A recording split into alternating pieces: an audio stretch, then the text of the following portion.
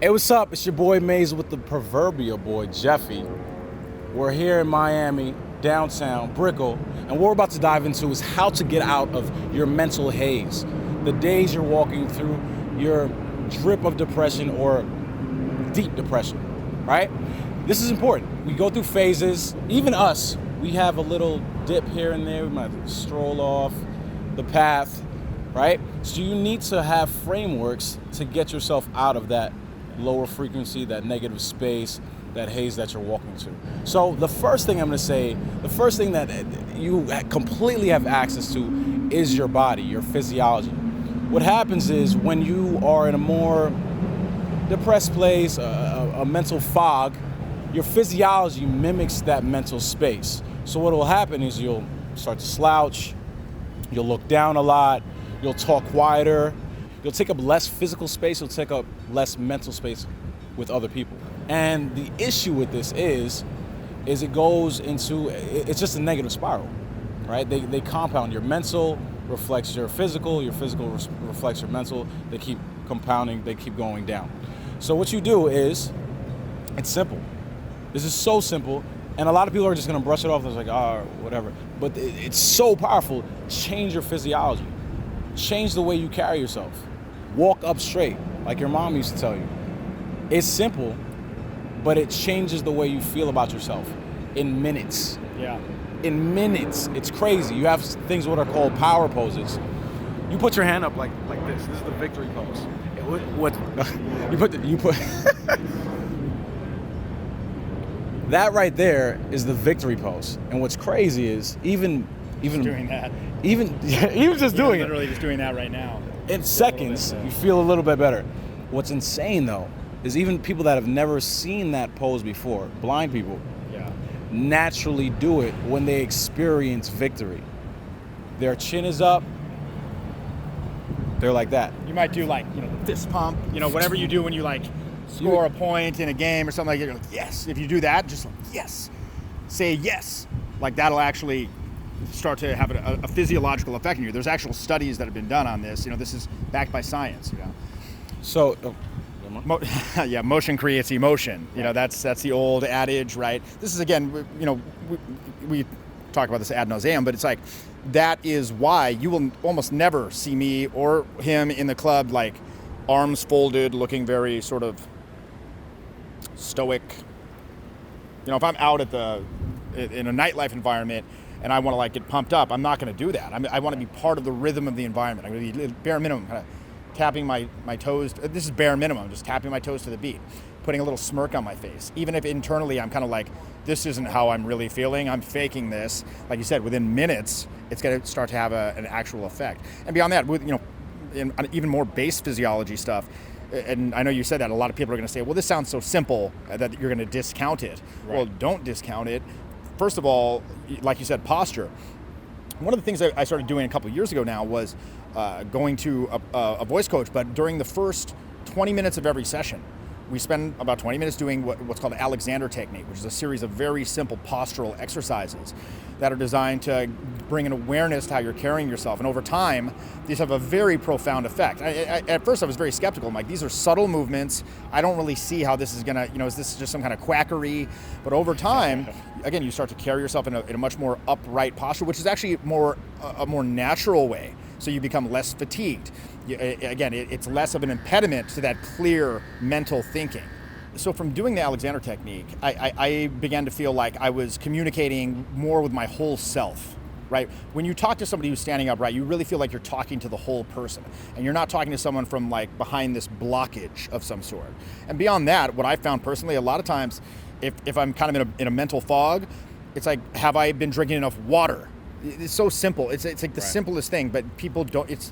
Because it's so simple and fundamental. I think people kind of have a tendency to just discount it. It's like that couldn't have that much of an effect. It's like, I think people really underestimate how much water you should be taking in every day, especially if you're going to the gym in any capacity or doing any sort of physical exertion. Make sure you're doing that. Changing your diet. I mean, very, very simple things. Like it's a well-known fact that having a very carb-rich, starchy, carb-heavy diet will cause you to feel a little bit more sluggish at times, et cetera, et cetera. I'm not some ketogenic guy or anything like that, but I do try to limit those starchy carbs. Of course, I'm not religious fanatic about it or anything like that, like I said, but just kind of noticing over the past 6 months or so, I've been transitioning to a lot more strict paleo, getting a wide variety of vegetables, different colors of vegetables, et cetera, et cetera. That, and again, drinking water, carrying myself with a better posture, it just helps me be more sharp when I wake up in the morning, sharp throughout the day, sharp when I go out at night. 100%. And again, please, don't discount it because it's simple. It's the simple things that get it done. All right? Yes, when you're happy, you smile. But if you smile, you get happier. Don't discount that. If you have that at your disposal, utilize it. That's a resource that you have. Utilize it. It's insane. You take up more physical space, you feel better. Yeah. Right? You're more closed off. Your box, yeah, so to speak. You feel more rigid. You feel more in your head. You take up more mental space. When you see that, more positive mental space. When people respond to you more kindly, and you can just smile. Smiling at people is so powerful. When you see people smile back at you, that it's very calming. It's very soothing. It lets you know that you are a positive impact on the world, that you're important, and that completely changes the chemical makeup in your body. Again, going back to the power poses, you go into that victory pose or even this like superwoman pose, like this, like that, and Superman, whatever it is, and your testosterone jumps by 20%, and your cortisol drops drastically in 2 minutes. Within 2 minutes, massive change. So don't discount that physiology. Going back to like just going to some more simple things. Are you getting enough sleep? Like, yeah. It's like, no, of course I'm not getting enough sleep. Yeah, look at the base thing. Yeah, in today's society, who is getting enough sleep? But like, I'll tell you who is. We are. We are, even though we're like engaged in a lot of these, exhaustive travel schedules and stuff, it's a priority because in order to perform at that peak level, we have to have it. It's a must. It's not a should. Creating time for the simple things, making sure that structure is in place so it doesn't compound. You're not eating like crap, you're not getting proper sleep, you're closed off. Having a structure in place that makes sure all the little things, the simple things are getting done. And then again, it's more simple things. Are you reading? And what are you reading? What are you exposing yourself to? What are you exposing your brain to? Are you just watching a bunch of TV? Yeah. You're reading. You've heard it a million times. You are the people you surround yourself with. But people don't think about you are the energy you surround yourself with, that you consume.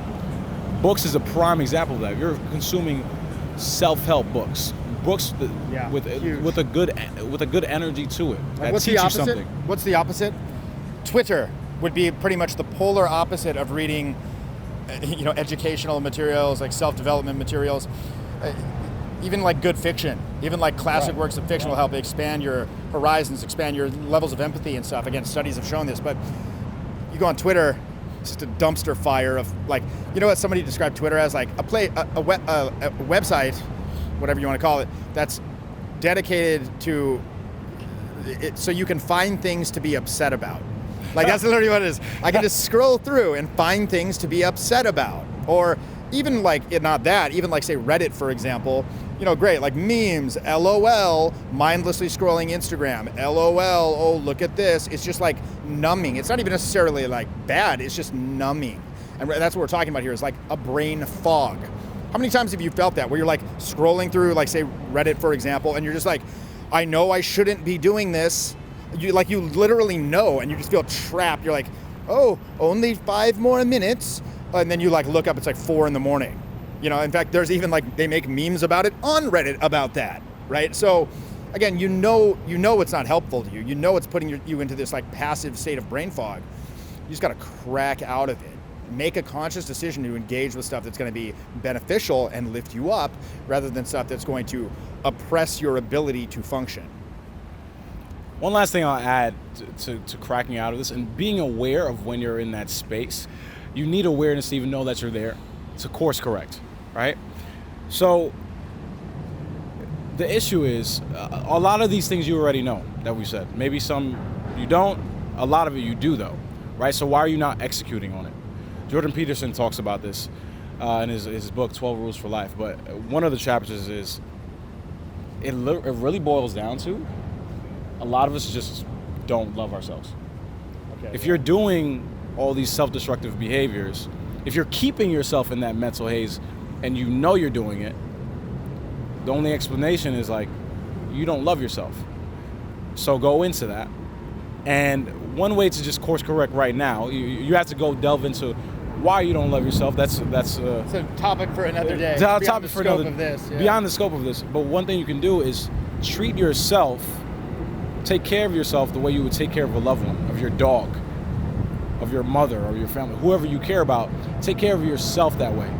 And it's a massive, massive shift. So that was a few things to get out of your mental haze, your mental fog. Like and subscribe. Till next time, much love. Peace.